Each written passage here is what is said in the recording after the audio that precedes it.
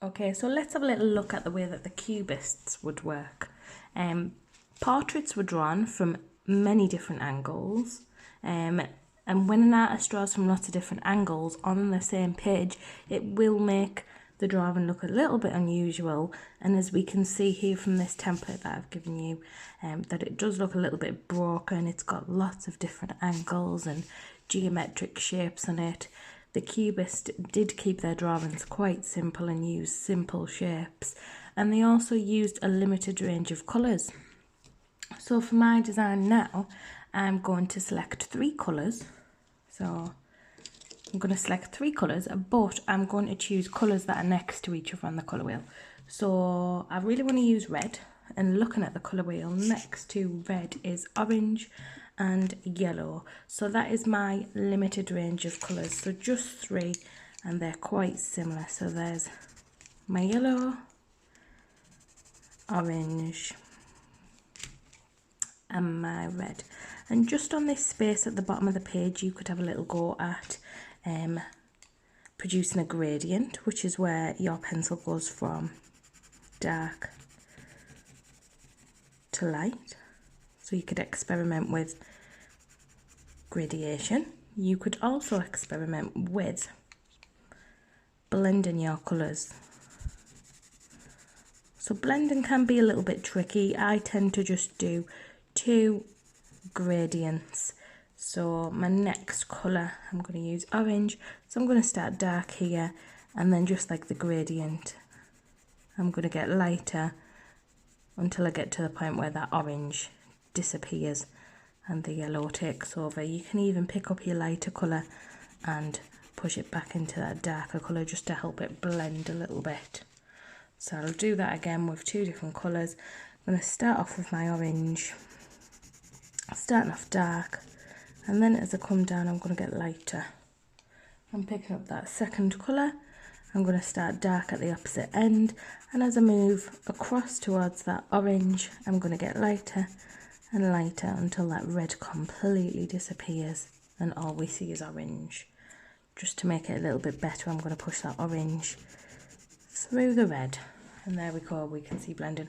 So what I'd like to see from you on the Cubist piece is that you are using your limited range of colours, so that's 3 colours that are next to each other on the colour wheel, and you are experimenting with gradients and blending. Okay, if you get stuck, then you can just watch my example.